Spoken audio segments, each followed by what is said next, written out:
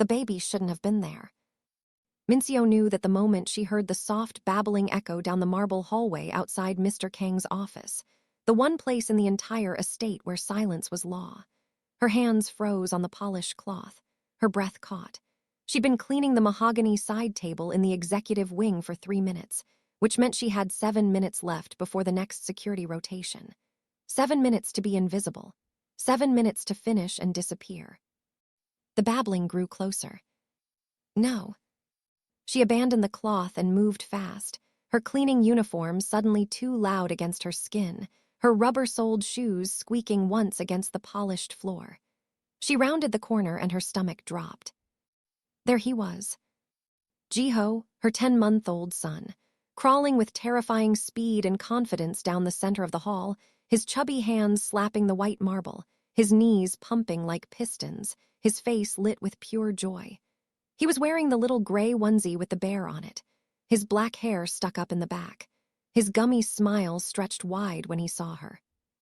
"Jiho," she hissed, dropping to her knees and scooping him up in one motion. "How did you?" She didn't finish. She didn't need to. She knew exactly how. Mrs. Lim, the elderly cook who watched Jiho during Minseo's shifts, had fallen asleep again. She'd promised it wouldn't happen, but Jiho was clever. He'd learned to unlatch the baby gate. And now he was here, in the East Wing, in the part of the mansion where the help did not bring children, where the cleaners did not make mistakes. Where Mr. Kang's office sat behind 12-foot double doors at the end of the hall. Minseo clutched Jiho to her chest and turned to leave, her pulse hammering in her ears. She made it 4 steps before she heard it. The doors opened. Not a creak, not a groan, just a smooth, expensive whisper of hinges that cost more than her yearly salary. She stopped walking. She didn't turn around. She couldn't. "Who's there?" The voice was quiet, even. It didn't rise at the end like a question. It didn't need to. Minseo closed her eyes for 1 second. Just one. Then she turned, keeping Jiho pressed against her shoulder, his little fingers curling into the fabric of her uniform. The man standing in the doorway was exactly as the other staff described him. Tall, lean, wearing a black suit with no tie, the collar of his white shirt open at the throat. His face was sharp, almost beautiful, but wrong in a way she couldn't name. His hair was dark and pushed back. His eyes were darker. They didn't blink. Kang Taejun. Owner of the estate. Owner of half the district, if the rumors were true. The man the other maids wouldn't name out loud. The one Mrs. Lim called the quiet one, which Minseo had learned meant the most dangerous one. He looked at her the way someone looks at a stain on expensive fabric. "I'm sorry." The words came out too fast. Minseo bowed her head, not deep enough to jostle Jiho, but low enough to show deference. "I'm so sorry, Mr. Kang. He got away from the kitchen. It won't happen again. I'll leave right now. I'll..." "Stop talking." She stopped. Jiho, however, did not. He twisted in her arms and made a high, happy sound, his little hand reaching out toward the man in the doorway, reaching for him like he was something wonderful. Minseo's heart cracked in half. "Please," she whispered. "He's only a baby. He doesn't understand. I'll take him. I'll go." Kang Taejun didn't answer. He stepped forward, each footstep silent and deliberate, and Minseo realized with cold clarity that he wasn't looking at her anymore. He was looking at Jiho. His eyes moved over the baby's face with the same precision he might use to examine a contract. Clinical, thorough. Then his gaze dropped to Jiho's hand, the one still reaching, fingers opening and closing like he was trying to grab the air between them. For a long moment, no one moved. Then Kang Taejun did something Minseo would replay in her mind 1,000 times and never fully understand. He lifted his hand, slowly, and extended one finger toward Jiho. The baby grabbed it immediately, his whole fist wrapping around the man's index finger, his face breaking into a drooly grin. He squeezed. He babbled again, a soft string of nonsense syllables. Kang Taejun stared at the tiny hand holding his finger. Something changed in his face. Not softness, not exactly, but a shift, a pause, like a door inside him that had been locked for years suddenly rattling on its hinges. How old? He said. 10 months, Minseo's voice shook. Sir. Name. Jiho. Kang Taejun's gaze finally lifted to hers. And for the first time since she'd started working here, she saw something other than cold efficiency in his expression. She saw curiosity. Why is he here? She swallowed. I'm a single mother. I work the evening shifts. The cook watches him, but he's fast. He got out. It won't happen again. Kang Taejun looked back at Jiho. The baby was still holding his finger, now trying to pull it toward his mouth. You work in this wing, Kang Taejun said. Yes, sir. Alone. Yes. And no one knows he's here. Minseo hesitated. That felt like a trap, but she nodded. Kang Taejun studied her for another long moment. Then he looked down at Jiho again, and this time, he did something even stranger. He crouched. Slowly, smoothly, until he was eye level with the baby in her arms. Jiho's eyes went wide. He stopped babbling, and then, impossibly, he smiled. Kang Taejun tilted his head, just slightly. He's not afraid, he said. No, sir. He should be. Minseo's throat tightened. I know. Kang Taejun studied Jiho for 5 more seconds. Then he stood, his expression unreadable again, and straightened the cuff of his sleeve. Go back to work, he said. She blinked. Sir. Finish your shift, keep him quiet. He turned and walked back into his office. The doors closed behind him without a sound. Minseo stood frozen in the hallway, Jiho still gripping her uniform, her mind racing. She should have been fired. She should have been thrown out. She should have. Jiho laughed. She looked down at him. His face was flushed and happy, his little hand opening and closing like he was waving goodbye to someone who wasn't there anymore. And Minseo realized something she couldn't explain and didn't want to think about. Jiho had liked him. The most dangerous man in the house. And somehow, impossibly, he had liked Jiho back. Minseo didn't sleep that night. She lay in her small room on the staff wing's 3rd floor, Jiho curled warm and heavy against her side, his breathing soft and even. The window was cracked open. Rain tapped against the glass. The estate was silent in the way expensive places always were, no creaking pipes, no thin walls carrying other people's conversations, just silence and space and the weight of money in every corner. She stared at the ceiling and replayed it. The way Kang Taejun had crouched, the way he'd looked at Jiho, the way his voice had gone quiet when he said he's not afraid. He should have fired her. She'd violated protocol, brought a child into the executive wing, interrupted him. Any other employer would have had security escort her out within minutes, her belongings in a box, her references burned. But he hadn't. He'd told her to finish her shift. And she had. She'd cleaned the rest of the east wing with Jiho strapped to her back in the carrier she kept hidden in the supply closet, her hands shaking the entire time, waiting for security to appear. They never did. When her shift ended at midnight, she'd slipped back to her room, fed Jiho, and put him to bed. Now it was 4 a.m, and her mind wouldn't stop. Keep him quiet.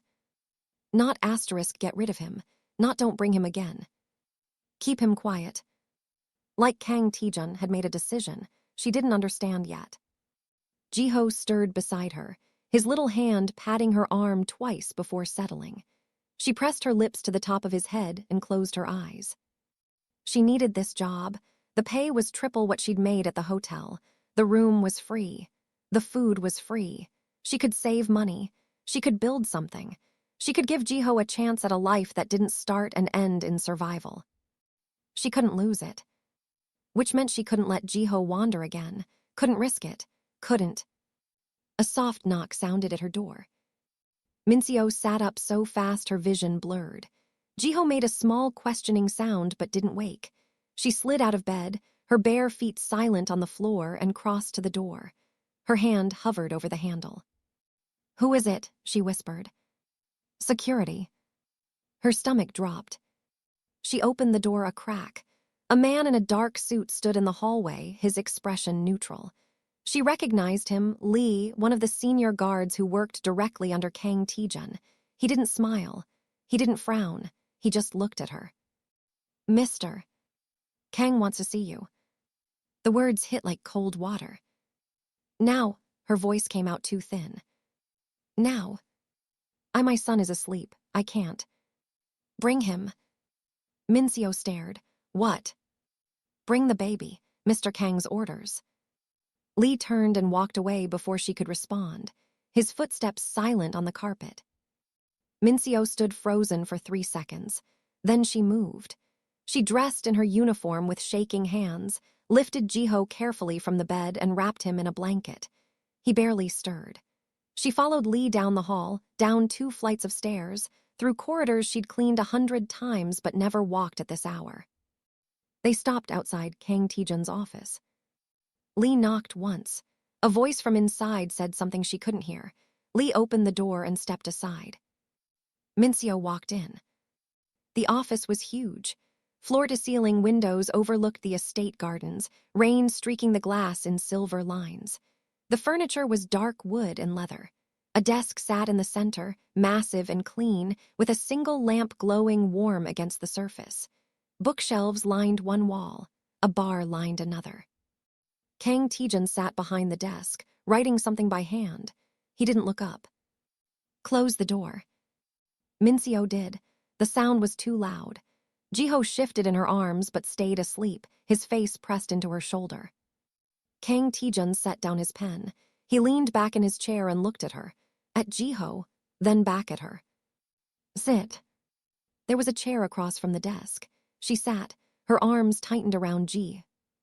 Kang Taejun watched her for a long moment. His face gave away nothing. Then he spoke. "How long have you worked here?" 3 months. Before that, a hotel downtown, housekeeping. And before that, a restaurant, I waited tables. Father. She blinked. Sir.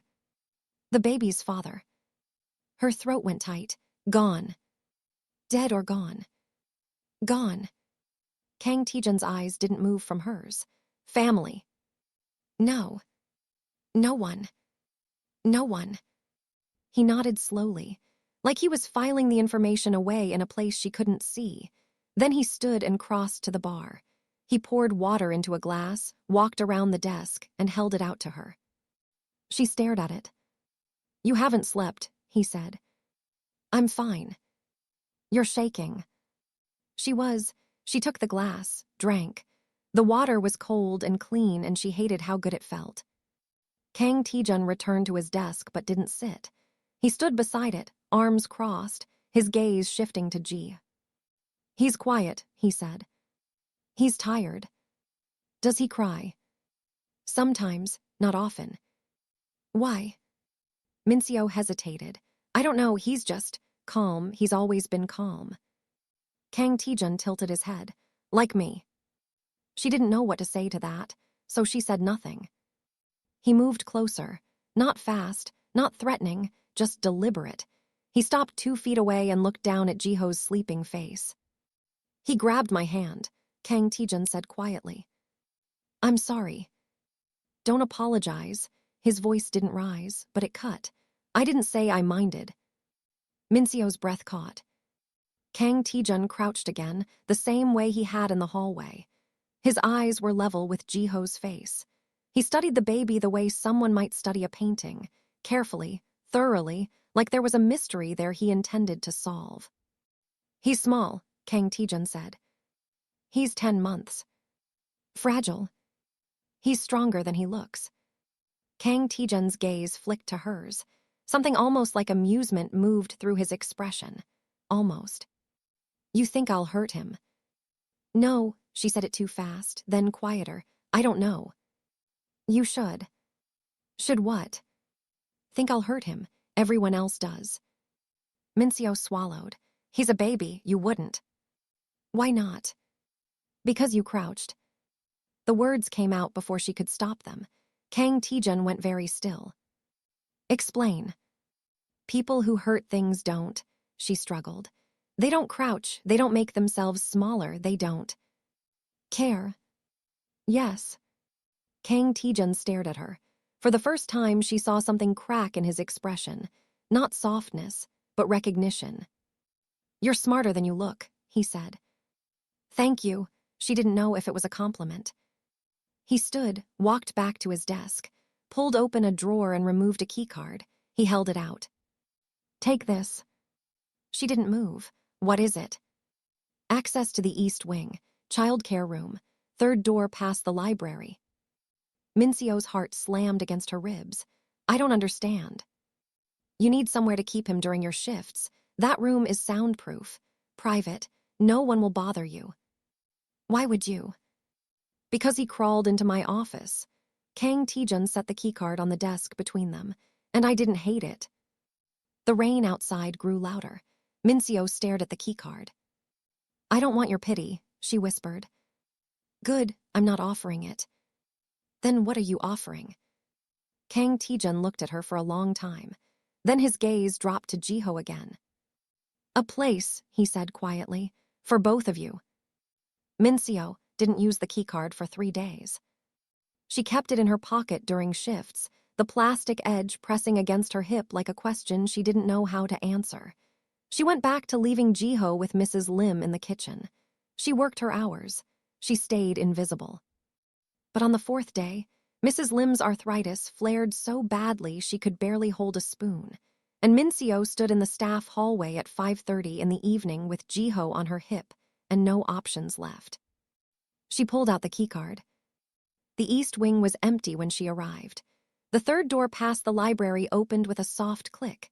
Inside was a room she'd never seen before, medium-sized, carpeted in soft gray, with a small sofa, a changing table, and shelves stocked with diapers, wipes, blankets, and toys still in their packaging.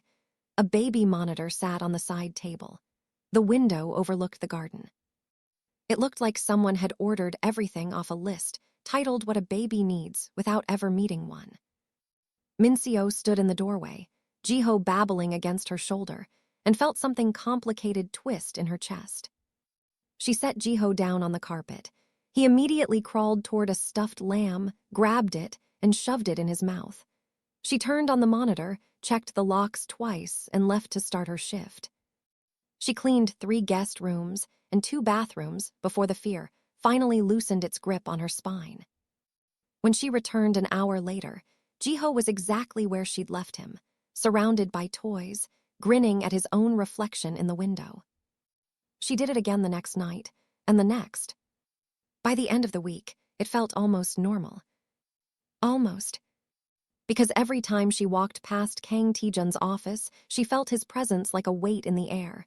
She never saw him, but she knew he was there, knew he was aware of her, aware of Jiho. It should have scared her more than it did. On the 9th night, she was cleaning the hallway outside his office when the door opened. She froze, polish cloth in hand. Kang Taejun stepped out, adjusting his cufflinks. He looked at her for one long second, then walked past without a word. She exhaled. But he stopped 3 steps later. Is he here? She nodded before she could think better of it. Yes, sir. Show me. Her pulse spiked. He's sleeping. I don't want to. I won't wake him. It wasn't a question. It wasn't even a command. It was something worse. It was certainty. Minseo set down the cloth and led him to the childcare room. She unlocked the door as quietly as possible and stepped inside. The lamp in the corner glowed soft and warm. Jiho was asleep on the sofa, curled on his side, his lamb clutched to his chest. Kang Taejun stood in the doorway and looked at him. For a long time, he didn't move, didn't speak, just watched the baby sleep with an expression Minseo couldn't read. Then he stepped inside. Minseo's breath caught, but she didn't stop him. She didn't know how. Kang Taejun crossed the room and crouched beside the sofa. He was close enough to touch Jiho, but didn't. He just looked. His jaw was tight. His hands rested loose on his knees. He looks different when he sleeps, Kang Taejun said quietly. Most Bobbies do. No, not like this. Minseo frowned. Like what? Peaceful. He said the word like it was foreign, like he'd forgotten it existed. Jiho stirred, his face scrunching. one hand reaching out into empty air. Kang Taejun went very still. Then, slowly, he extended his hand. Jiho's fingers found his, wrapped around one, squeezed. And settled. Kang Taejun stared at their joined hands like he'd been struck. Minseo didn't breathe. "He trusts you," she whispered. Kang Taejun didn't answer, but something in his face shifted, something old and buried and dangerous. "He shouldn't." "Maybe," Minseo's voice was barely audible, "but he does." Kang Taejun stayed there for another 30 seconds. Then he carefully pulled his hand free, stood, and walked to the door. He stopped in the frame and looked back at her. "You're doing a good job," he said. She blinked. "With what?" "Him." And then he left. Minseo stood alone in the dim room, staring at the space where he'd been, her heart doing something complicated and foolish in her chest. The next afternoon, she was summoned again. This time, it was Lee who found her in the laundry room, his expression unreadable as always. "Mr. Kang wants to see you, immediately." Her stomach dropped. Did I do something wrong? He didn't say. She followed him through the estate, Jiho strapped to her chest in the carrier, his little hands patting her collarbone.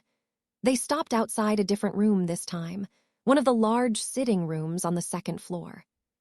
Lee opened the door. Inside, Kang Taejun sat on a leather armchair near the window, a file open on his lap. He glanced up when she entered. His eyes went to Jiho first, then to her.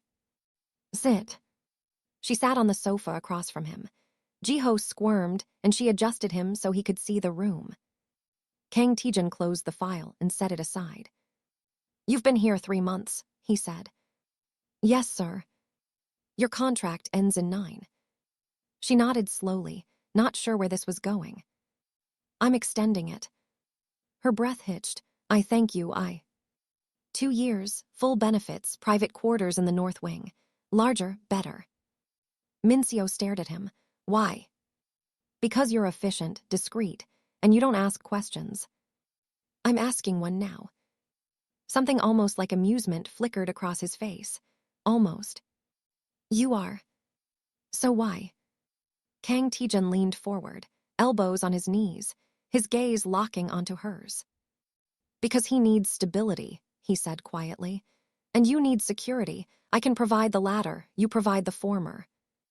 "You mean G?" "Yes." "You're doing this for him."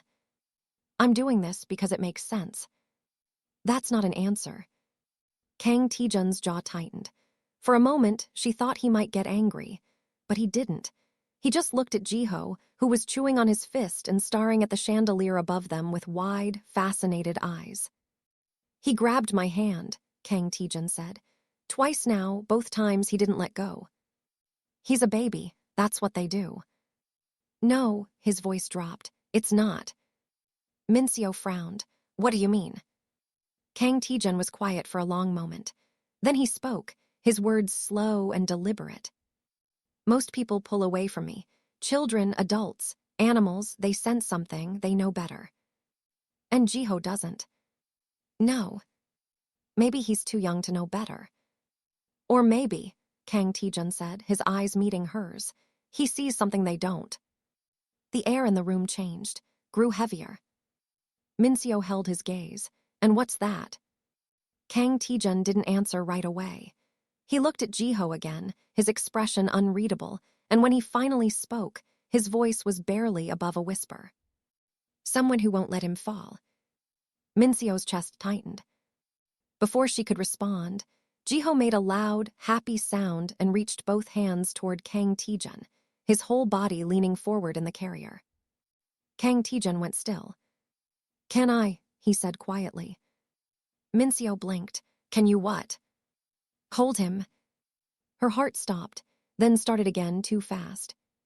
She looked at Kang Taejun, this man whose name people whispered, whose presence cleared rooms, whose reputation was built on control and consequence. And she saw the way he was looking at her son. Like Jiho was something precious. Something breakable. Something worth protecting. She unstrapped the carrier. "Support his head," she said softly. Kang Taejun stood and crossed to her. He took Jiho carefully, his hands large and sure, and lifted him against his chest. Jiho grabbed his collar immediately, babbling nonsense, his face breaking into a wide, drooly grin. Kang Taejun looked down at him. And for the first time since Minseo had met him, Kang Taejun smiled. It was small, barely there. But it was real. The first threat came on a Tuesday. Minseo was folding linens in the supply room when she heard raised voices in the corridor outside. Sharp, tense, wrong. She set down the towel and moved to the door, cracking it open just enough to see. 3 men stood near the executive staircase. 2 wore suits she didn't recognize. The third was Mr. Beek, Kang Taejun's second-in-command, a man with silver hair and a scar across his knuckles who moved through the estate like a knife through water. "He's distracted," one of the strangers said.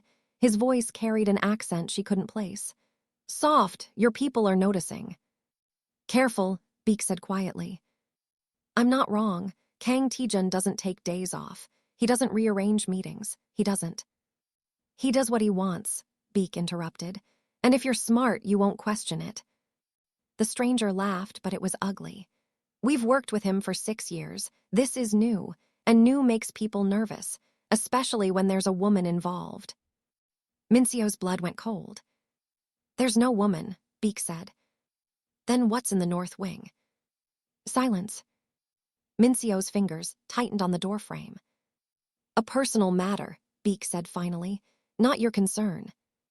"Everything's my concern when it affects business. If Kang's compromised." "He's not."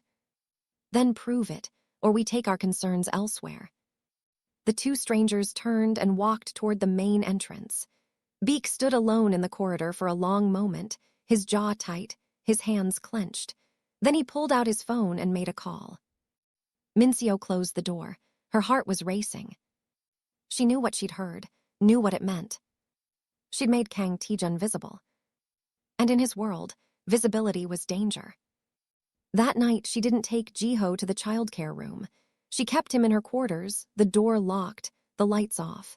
She sat on the bed with him in her lap and tried to think. She could leave, pack their things, disappear before this got worse. But she had nowhere to go, no money saved yet, no references she could use. And Jiho was safe here, fed, warm, protected. Until now. A soft knock sounded at her door. She froze. Jiho made a questioning sound against her chest. "It's me." Kang Taejun's voice, low, calm. She didn't move. "Minseo, open the door." She stood slowly, crossed the room, and unlocked it. Kang Taejun stepped inside without waiting for permission. He closed the door behind him and looked at her, at Jiho, then back at her. "You heard," he said. It wasn't a question. She nodded. "How much?" "Enough." His jaw tightened. He moved to the window, hands in his pockets, his silhouette sharp against the glass. "They think you're a weakness," he said quietly. "I know. They're wrong." "Are they?" He turned to face her. His eyes were darker than she'd ever seen them. "I don't have weaknesses," he said. "I have priorities, there's a difference." "And what am I?" "You're not the priority." The words should have hurt, but the way he looked at Jiho when he said them made something else clear. "He is," Minseo whispered. Kang Taejun didn't deny it. She sank onto the edge of the bed, Jiho squirming in her arms. Her mind was spinning. "You need to distance yourself from us," she said. "Before this gets worse, before they—" "No. You don't understand. If they think you're compromised. Let them think it. They'll come after him. They'll try." Minseo's breath caught. That's not good enough. Kang Taejun crossed the room in 3 strides and crouched in front of her, his eyes level with hers. When he spoke, his voice was steel. "No one touches him, do you understand? No one gets close, not those men, not anyone. You can't promise that." "I don't make promises I can't keep." She stared at him, at the certainty in his face, the cold, absolute conviction. "Why?" she whispered. Why does he matter so much to you? Kang Taejun was quiet for a long moment. Then he reached out slowly, carefully, and brushed his thumb across Jiho's cheek. The baby turned toward the touch, grinning, and grabbed his hand. Because he's the first thing in 10 years that didn't look at me like I was a monster, Kang Taejun said quietly. Minseo's throat tightened. He doesn't know what you are. No, he doesn't. Kang Taejun's gaze didn't leave Jiho's face, and I'd like to keep it that way as long as possible. Before she could respond, his phone buzzed. He pulled it out, read the screen, and stood. Stay here tonight, he said. Don't leave this room. I'll have Lee posted outside. Where are you going? To remind certain people why they don't question me. He moved toward the door, stopped, looked back. He'll be safe, Minseo. I'll make sure of it. And then he was gone. Minseo sat alone in the dark with Jiho in her arms, listening to the rain outside and the sound of her son's soft breathing. She didn't sleep. At 3 a.m, she heard voices in the hall. Low, tense, then silence. At dawn, Lee knocked softly and told her it was safe to come out. She opened the door. What happened? Lee's expression was unreadable. The 2 men from yesterday won't be a problem anymore. What does that mean? It means Mr. Kang handled it. How? Lee looked at her for a long moment. Then he said very quietly, You don't want to know. He was right, she didn't. But later that morning, when she passed Kang Taejun in the corridor, she saw it. The faint bruising on his knuckles, the tension in his shoulders, the cold, distant look in his eyes that hadn't been there before. He didn't stop, didn't speak. But as he walked past, Ji, strapped to her chest, reached out and made a happy sound. Kang Taejun paused, just for a second. Then kept walking. That afternoon, a new set of security protocols went into effect. Cameras in the north wing, restricted access to her floor, a second guard posted near the childcare room at all times. And that night, when she put Jiho to bed, she found an envelope slipped under her door. Inside was a keycard, a new one, for Kang Taejun's private residence. The card attached to it had 3 words written in clean, precise handwriting. If you need me. Minseo stood in her small room, the keycard in her hand, and realized something she'd been avoiding for weeks. Kang Taejun wasn't just protecting Jiho. He was claiming him. And her. And she didn't know if that terrified her or made her feel safer than she'd ever been. 2 days later, the second threat arrived. It didn't come with voices or strangers in the hall. It came with silence. Mrs. Lim found Minseo in the kitchen during her break and pulled her aside, her face pale. There's talk, the older woman whispered, downstairs in the staff quarters. What kind of talk?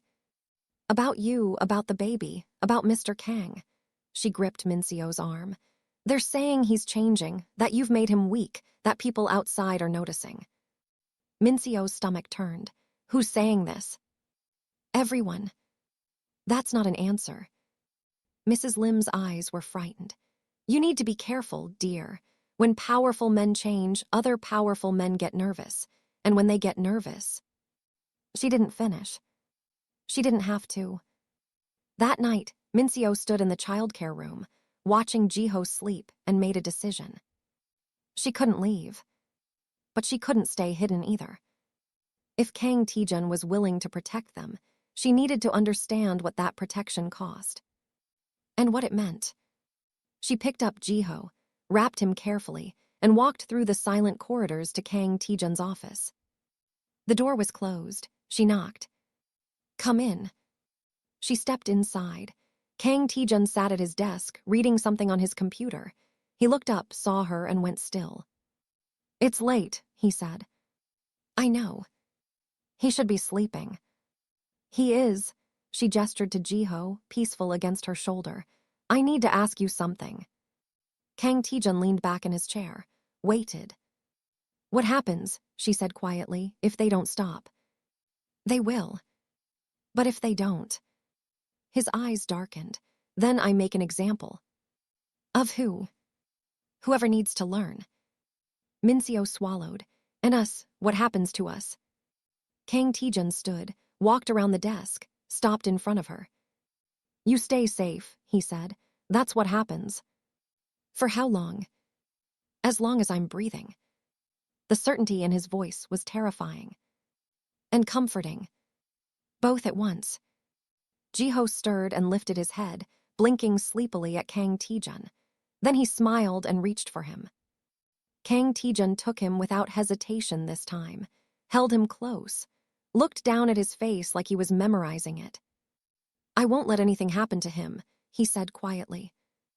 I know, Minseo whispered. Or to you. She looked up at him. Why me? Kang Taejun met her eyes. Because he needs you, he said. And I need him safe, which means you stay safe too. It wasn't love. It wasn't even affection. It was something colder, sharper. Strategy. But when Jiho grabbed Kang Taejun's collar and laughed, and Kang Taejun's expression softened just slightly, Minseo wondered if maybe that was enough. The man in the gray coat arrived on a Thursday. Minseo was in the East Wing library, dusting the shelves while Jiho played on a blanket near the window, when she heard the commotion downstairs. Raised voices. The sharp sound of the front door slamming. Then footsteps, many of them moving fast through the main hall. She set down the duster and moved to the doorway, her pulse already accelerating. Lee appeared at the end of the corridor, his face tight. Stay in your room, he said. Now. What's happening? Not your concern. Go. But before she could move, another voice cut through the air, smooth, cultured wrong. Where is he? Minseo froze. A man stepped into view at the base of the grand staircase. Tall, older, 50 maybe. His coat was expensive, his shoes polished to a mirror shine, his hair silver and perfectly styled. He looked like money and power and patience that had run out. Behind him stood 4 men in suits. Not security, something else, something harder. Kang Taejun appeared on the landing above them, descending the stairs with the kind of calm that made the air feel thin. He didn't hurry, didn't speak, just walked down until he stood 3 steps above the man in the gray coat. The height difference was intentional. Mr. Han, Kang Taejun said quietly, you didn't call ahead. Han smiled, but it didn't touch his eyes. I didn't think I needed to. We're partners after all. We're associates. Semantics. Han's gaze moved past Kang Taejun, scanning the room. I heard an interesting rumor, thought I'd see for myself. I'm not interested in rumors. Not even ones about you going soft. The temperature in the room dropped. Kang Taejun didn't move, didn't blink, but something in his posture shifted, and Minseo saw Han's men tense. Careful, Kang Taejun said. Han laughed. It was a cold, calculated sound. 6 years, Taejun. 6 years we've worked together. You've always been reliable, predictable. And now, he gestured vaguely, now you're rescheduling meetings, turning down contracts, spending your evenings in the North Wing instead of your office. My schedule is my concern. Not when it affects our business. Nothing has changed. Then prove it. Kang Taejun tilted his head slightly. How? Han's smile widened. The sole deal, 3 days, you've been stalling for 2 weeks. Sign it, tonight. Show me you're still the man I know. And if I don't? Then I'll assume the rumors are true, that you found something more important than our arrangement, and I'll have to reconsider our partnership. The threat hung in the air like smoke. Kang Taejun stared at him. Then, slowly, he descended the final 3 steps until they were level. Get out of my house, he said quietly. Han's expression didn't change, but his eyes went cold. You're making a mistake. I don't make mistakes. Everyone does, eventually. Han's gaze drifted past Kang Taejun again, and this time it lingered on the 2nd floor, on the corridor where Minseo stood hidden in the doorway. Her blood went ice cold. Han looked back at Kang Taejun. I'll give you 48 hours. After that, we're done. And when we're done, he paused, I take what I'm owed. He turned and walked toward the door, his men following. At the threshold, he stopped and glanced back. Nice place you have here, he said. Very homey. Then he left. The door closed. The silence was deafening. Kang Taejun stood alone in the foyer, his hands loose at his sides, his expression unreadable. Then he turned and looked directly at the spot where Minseo was standing. She stepped out slowly, Jiho in her arms. Go to my residence, Kang Taejun said. Use the key card, lock the door. Don't open it for anyone but me or Lee. What's happening? I'm ending this. How? His eyes met hers, and for the first time, she saw something like regret there. The way I should have from the start. He walked past her without another word. Minseo stood frozen for 5 seconds. Then she ran. She didn't go to Kang Taejun's residence. She went to her own room, grabbed the emergency bag she'd packed weeks ago out of habit and poverty, and held Jiho close. Her hands shook as she tried to think. Han had seen her, maybe not clearly, but enough. And men like him didn't make empty threats. She should leave, right now, before this became something she couldn't escape. But when she looked down at Jiho, his tiny hand curled around her finger, his face peaceful and trusting, she thought about Kang Taejun's voice in her room 2 nights ago. I don't make promises I can't keep. She took a breath and made a choice. She went to his residence. The space was larger than she'd expected, minimalist. Clean lines and dark colors and floor-to-ceiling windows overlooking the estate grounds. She locked the door behind her, checked every window, and sat on the sofa with Jiho in her lap. She waited. 1 hour passed, then 2. At midnight, her phone buzzed, a text from an unknown number. Stay inside, no matter what you hear. Her throat tightened. At 1 a.m, she heard it. Gunfire. Distant, outside, 3 sharp cracks that echoed across the grounds. Jiho woke and started to cry. She held him close, rocking him, whispering nonsense until he settled. Then silence. At 2 a.m, footsteps sounded in the corridor outside. Heavy, multiple people. She held her breath. A keycard beeped, the door opened. Kang Taejun stepped inside. His shirt was untucked, his knuckles were split. There was blood on his collar, not his, she thought, but she couldn't be sure. He saw her on the sofa and stopped. You're okay, he said. She nodded, not trusting her voice. He crossed the room and crouched in front of her, his eyes scanning her face, then Jiho's. The baby had fallen back asleep, his face pressed against her chest. It's done, Kang Taejun said quietly. What's done? Han, his men, the problem. Minseo's stomach turned. What did you do? What I had to. That's not an answer. Kang Taejun looked at her for a long moment. Then he spoke, his voice low and deliberate. Han came here to threaten me, to use you and Jiho as leverage. He thought I'd cave, sign his deal, give him control. He paused. He was wrong. So you killed him. I removed the threat. That's the same thing. Yes. The word was so calm it hurt. Minseo stared at him, at this man who had held her son so carefully, who had smiled when Jiho grabbed his hand, who had given them safety and space and something that almost felt like belonging. This man who had just killed people to protect them. You're not afraid, Kang Taejun said. It wasn't a question. I should be. But you're not. She looked down at Jiho, then back at Kang Taejun. No, she whispered, I'm not. Something shifted in his expression, something raw. You should be, he said quietly. I'm not a good man, Minseo. I know. I've done things you can't imagine. I know. And I'll do worse if anyone comes for him again. I know. Kang Taejun stared at her. Then he reached out, slowly, like he was afraid she'd pull away and touch Jiho's hair. Just once. Just a soft brush of his fingers. He deserves better than this, Kang Taejun said. Better than what? Me. Minseo's chest ached.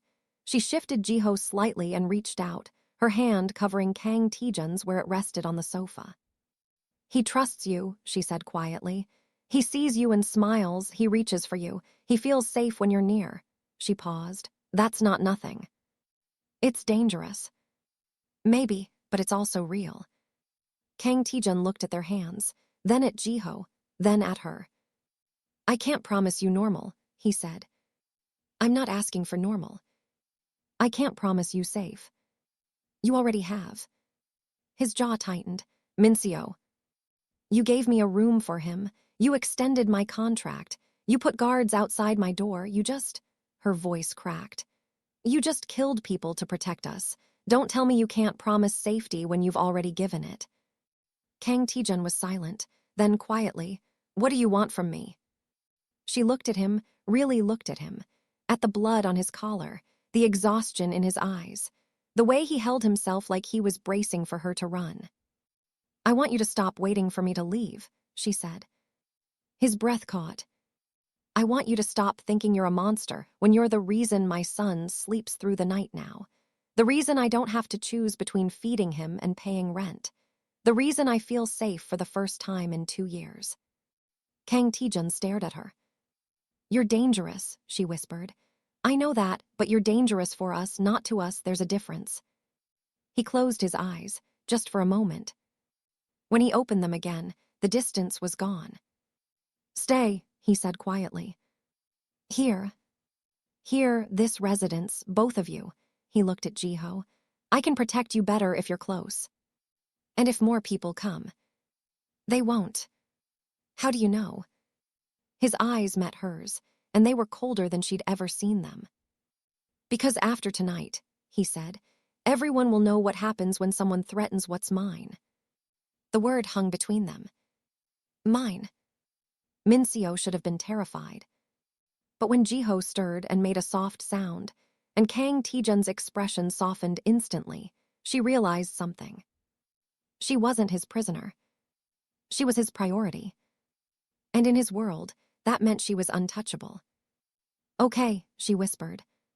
Kang Taejun looked at her. Okay. We'll stay.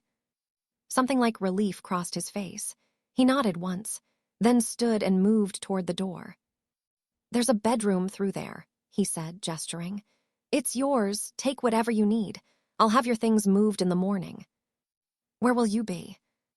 Here, on the sofa. You don't have to. Yes, he said quietly, I do. And she understood. He wasn't guarding the door. He was guarding them. She carried Jiho to the bedroom, tucked him into the center of the massive bed surrounded by pillows, and lay beside him. Through the open door, she could see Kang Taejun on the sofa, his head tipped back, his eyes closed but his body tense. Still on watch. Still protecting them. Even now.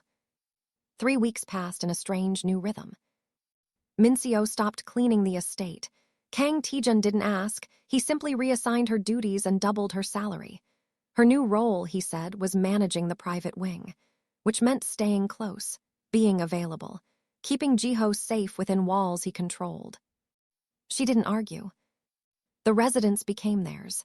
She learned which floorboards creaked, which windows caught the morning light, where Kang Taejun kept his coffee and his weapons and the first aid kit he refilled every week but never explained why.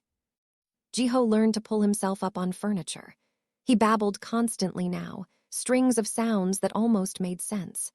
And every evening, when Kang Taejun returned from wherever he went during the day, Jiho would crawl to him at full speed, laughing, arms outstretched. And every evening, Kang Taejun would crouch and let him come. He never smiled wide, never laughed, but something in his face would shift, something careful and private and almost tender, and he'd lift Jiho like the baby weighed nothing and carry him to the window to watch the garden lights come on. Minseo would watch from the kitchen, her chest tight, and wonder how this had become her life. On the 23rd day, everything changed again. She was folding laundry in the bedroom when she heard voices in the main room. Not angry, not threatening, but tense. She stepped into the doorway and saw Beek standing near the sofa, his arms crossed, his face grim. Kang Taejun stood by the window, his back to both of them, his shoulders tight. They're asking questions, Beek said quietly. Not just our people, the families in Busan, the suppliers in Incheon, words spreading that you've changed, that you're, he hesitated, distracted. I'm not. Then explain the last 3 weeks. I don't owe anyone an explanation. You owe them predictability, stability. You've built your reputation on being untouchable, unreachable. And now, Beek gestured toward the hallway where Jiho's toys were scattered. Now you have a weak point. He's not a weak point. To you, maybe. To them, he's leverage. Kang Taejun turned slowly. His expression was carved from stone. Let them try. Beek exhaled. Taejun, you can't protect them and run this operation. Not the way you have been. Something has to give. Nothing gives. Then you need to make a choice. The silence stretched. Minseo stepped forward before she could stop herself. What kind of choice? Both men looked at her. Beek's face registered surprise. Kang Taejun's didn't change. This doesn't concern you, Beek said. It does if you're talking about my son. Beek glanced at Kang Taejun, who said nothing. The organization needs visible leadership, Beek said finally. Kang can't do that from here. He needs to be seen, needs to reassert control, and he can't do that if he's babysitting. Minseo's voice was sharp. I didn't say that. You didn't have to. Kang Taejun moved then, crossing the room in 3 strides until he stood between them. Enough, he said quietly, to Beek. I'll handle it. To Minseo, we'll talk later. Beek left without another word. Minseo stood alone with Kang Taejun in the center of the room, her heart racing. He's right, she said. He's not. You can't keep doing this, splitting yourself in half. Something's going to break. Nothing will break. You don't know that. Kang Taejun looked at her for a long moment. Then he crossed to the sofa and sat, his elbows on his knees, his head bowed. She'd never seen him like this, never seen him uncertain. She sat beside him, not too close, but close enough. Tell me the truth, she said quietly. What happens if you choose us? I lose control, lose respect, lose the organization. And if you choose them? He didn't answer right away. When he did, his voice was rough. I lose the only thing I've cared about in 10 years. Her breath caught. Kang Taejun turned his head and looked at her, really looked at her. I don't know how to do this, he said. How to be what he needs and what they need. I've spent my entire life being one thing, and now, he stopped.